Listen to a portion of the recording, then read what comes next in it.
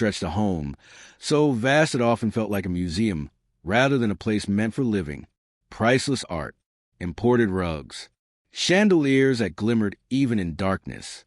And yet, the house was empty in the way only loneliness could make it. Arthur had built a global shipping empire by seeing patterns others missed. Storms before satellites caught them. Market collapses before analysts whispered their fears. He could reroute hundreds of ships in minutes and save millions before breakfast. But sleep? Sleep had become the one problem his mind could not solve. He had tried everything. Books, music, meditation. Tonight's attempt, a heavy volume on Roman history, hung uselessly at his side as he moved down the hall. His thoughts would not slow. His mind, the very engine of his success, refused to power down. That was when he heard it, a sound that didn't belong.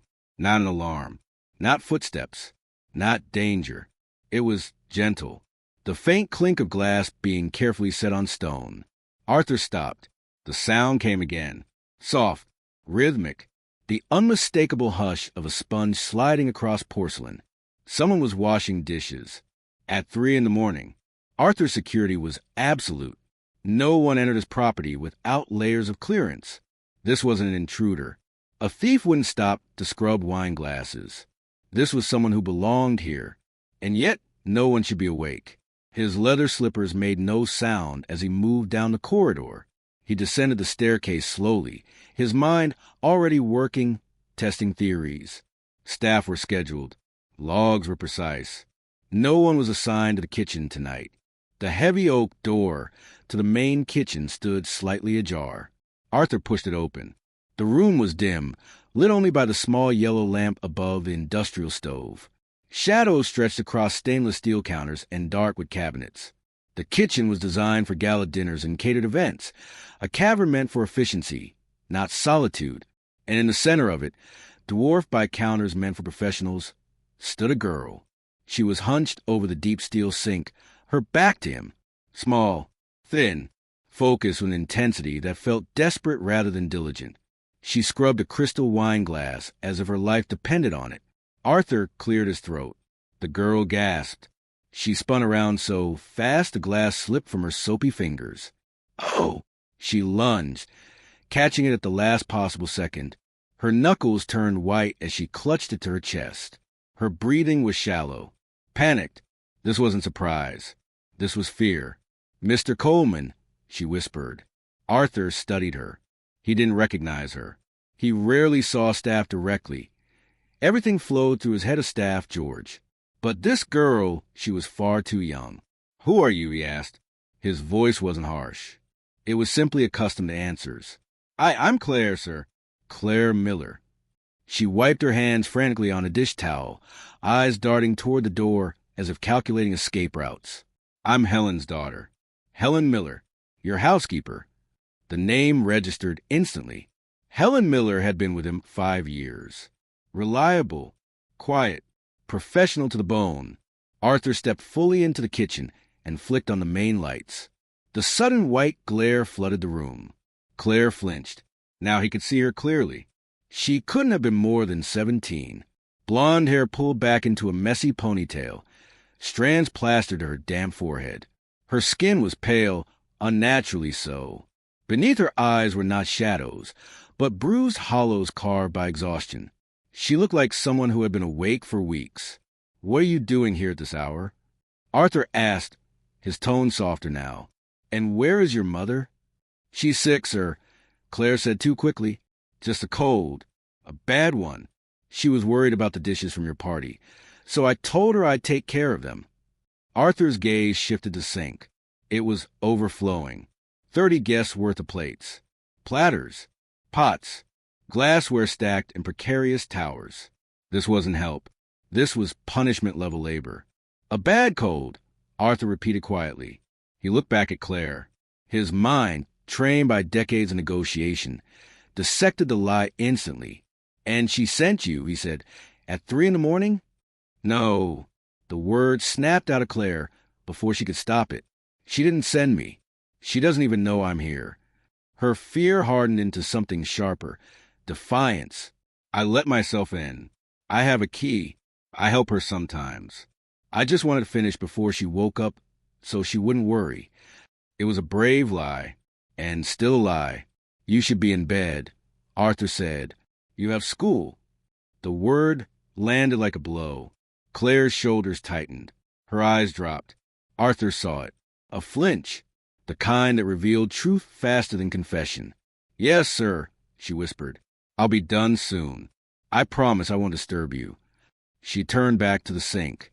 A dismissal. A plea. Arthur didn't leave. He stood there watching her scrub, her hands red and raw from heat and soap. Then his attention drifted. A backpack sat slumped near the service door.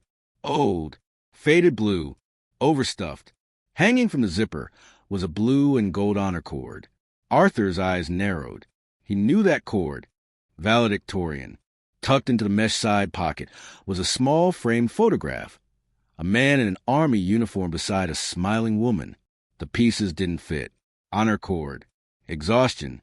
Lies. Dishes at 3 a.m. Arthur Coleman hated broken patterns. Leave the dishes, he said. Claire froze, her hand submerged in suds. But my mom, she'll get in trouble. I'll handle your mother. His tone ended the discussion. Go home. Defeat washed over her. She removed the apron, grabbed her backpack, and slipped out into the dark without another word. Arthur stood alone in the kitchen, surrounded by silence and questions. At 7 a.m., he made a call. George, he said. Yes, sir. I need information on Helen Miller and her daughter. Everything. At 4 p.m., George returned with a folder and a grave expression. She's the county valedictorian. George said quietly, full scholarship to Georgetown. Presidential scholar. Arthur felt something crack inside him. She stopped attending school 25 days ago. George continued. And her mother, it's not a cold. It's lupus. Aggressive. Arthur closed his eyes. $900 a month for medication. George added. Insurance denied it. Arthur stood. Where are they? Arthur did not ask George twice. By dusk. The address sat in his hand like a weight he had carried before but never recognized. A worn apartment complex on the wrong side of town. Concrete walls stained by time and neglect. He drove himself there in a modest sedan, not the Rolls. Tonight, he did not want distance announcing him. The stairwell smelled of boiled cabbage and old carpet. Each step creaked under his shoes as he climbed to the third floor. Apartment 3B. Arthur knocked. A long pause. Shuffling footsteps. The door cracked open, held by a chain. One fearful eye peered out. Helen, Arthur said gently. The chain rattled. The door opened. The woman standing before him was a ghost of the efficient housekeeper he knew. Her hands were swollen. Fingers curled inward. Her face was gray with pain. She leaned heavily on a metal walker. Mr. Coleman, she whispered, shame flooding her voice. I saw Claire last night, Arthur said. Helen crumpled onto the sofa as if her legs had given up the fight. She promised me, she sobbed. She promised she wouldn't. Arthur took in the cold apartment. The single space heater. The silence that hummed with fear. The scholarship, he said softly. Helen let out a sound that was not a cry, but something deeper. Raw despair torn from the chest. I found the letter, she whispered, from the White House, in the trash. I asked her why, and she said, does it pay for your medicine, Mom? Arthur's jaw tightened. Where is she now? He asked. Helen looked away. Working, a night shift, at the Evening Star Diner. Arthur nodded once. Stay here. Lock your door. The diner was loud, greasy, alive in a way Arthur Coleman's world had not been for years. He took a booth in the corner, and then he saw her. Claire moved between tables with mechanical precision. Oversized uniform. Hairnet. No smile. A child wearing exhaustion like armor. He watched her struggle under the weight of a bus tub. Watched the manager bark orders. Watched her swallow humiliation like water. When she reached the booth beside him, he spoke her name. Claire. The tray slipped. Plates shattered. The diner froze. The manager exploded. But Arthur stood. That's enough. His voice entered the room. He paid for the mess, then crouched beside Claire. offering his hand. "You're leaving." She took it. Outside, in the quiet of the car, the truth spilled out in broken sobs. Lupus, insurance denial, $900 a month. The scholarship letter thrown away. The phone disconnected. The night job. The dishes at dawn. Arthur listened. This was not recklessness. This was war. When he stopped the car, he bandaged her cut hand with care learned long ago. "You are very much like your mother," he said. "And that," he added gently, "is the problem." Back in the apartment, Helen begged forgiveness. Claire collapsed into her arms. Arthur stood before them, no longer a billionaire, just a man holding a memory. "I am not here to punish," he said. "I am here to stop you from destroying each other." At 9 the next morning, a car would take Helen to the Cleveland Clinic. Specialists would treat her. Costs would not be discussed.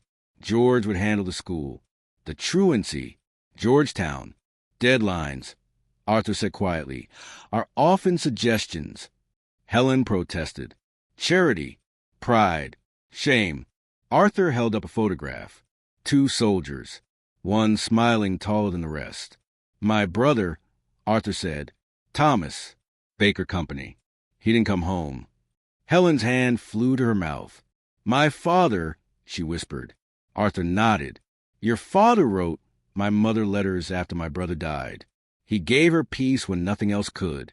I have carried that debt for 50 years. He looked at Claire. "This is not charity. This is family." The next weeks unfolded like a miracle engineered by quiet efficiency. Power restored. Heat returned. Food delivered. Helen treated. Claire tested, reinstated, restored. On graduation day, Claire wore the blue and gold cord she had once hidden in shame. Arthur sat beside Helen, not as a benefactor, but as kin. When Claire spoke, she did not read her speech. She spoke of kindness, of unseen sacrifices, of people who stop. The applause was thunder. By summer's end, Helen was in remission. The Baker Company Fund was reborn, this time with a director who understood what it meant to need help, but be too proud to ask. And on a cool August morning, Arthur handed Claire a photograph. Her grandfather, his brother. "Remember what you're made of," he said. As the taxi pulled away toward Georgetown, Arthur felt something he had not known in decades. Stillness. For the first time in years, when night came, Arthur Coleman slept. A debt 50 years overdue, finally paid.